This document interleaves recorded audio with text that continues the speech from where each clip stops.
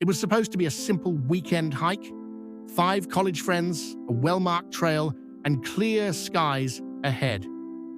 They left on a Friday morning, heading into the Smoky Mountains, laughing, joking, filming everything for a travel vlog. They never made it back. Only one person did. Her name was Emily Wren. She stumbled out of the forest 36 hours later, barefoot, scratched, and whispering things no one could understand. The first officer on the scene said she kept asking, "Did the trees follow me?"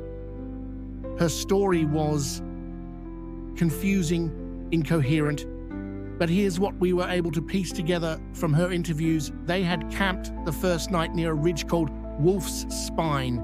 Around midnight, Emily claimed she woke up to the sound of something breathing, not an animal, but something big.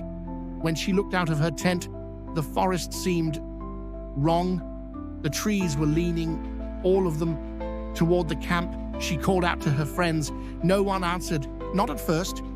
Then she heard someone screaming. She ran, no flashlight, just the moon and a sick feeling in her stomach. She says the forest kept changing, that she'd see paths twist into dead ends, trees grow in seconds, and shadows that didn't match anything real. At some point, she found Jake, or at least part of him. She wouldn't describe what she saw, only said it wasn't natural. No animal did that. The next morning, she tried to retrace her steps, but the trail markers were gone. Worse, her phone still had battery, but the compass app spun wildly in every direction. Emily wandered for hours.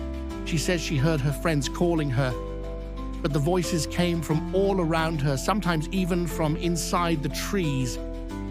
At one point, she screamed for help, and something answered, mimicking her voice, syllable for syllable.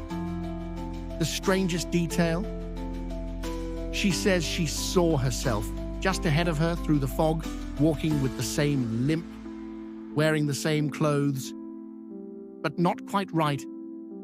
The other Emily had no eyes. And when she turned to run, the forest itself seemed to move with her. That's when she blacked out. When they found her, she had deep scratches across her back, almost like tree branches had whipped her. Her boots were missing. There were no signs of the others. No tents, no backpacks, no tracks. Search teams combed the area for weeks. They found nothing. Not even a sock.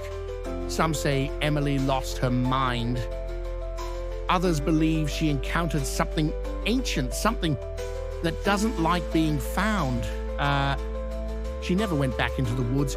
She moved across the country, changed her name, and refused to give any more interviews. But before she disappeared from the public eye, she left behind one message. Don't follow the trails too deep. The forest remembers, and it never lets go.